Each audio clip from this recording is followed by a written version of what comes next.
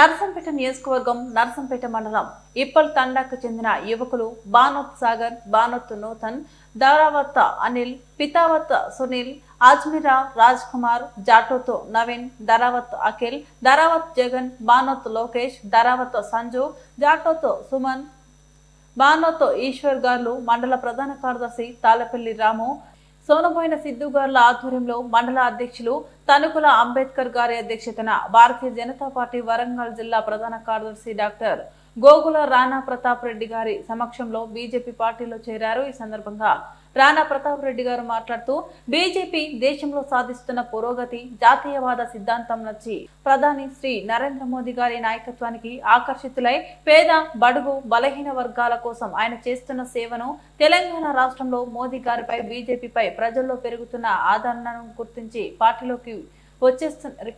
పార్టీలోకి విచ్చేస్తున్నారు. తెలంగాణలోని గ్రామ పంచాయతీలకు, ఎంపీటీసీ, జెడ్పీటీసీలకు ఎన్నికలు నిర్వహించకపోవడంతో గ్రామాల్లో అభివృద్ధి పడకేసింది. ఓడిపోతామన్న భయంతోనే కాంగ్రెస్ పార్టీ అధికారంలోకి వచ్చి 20 నెలలు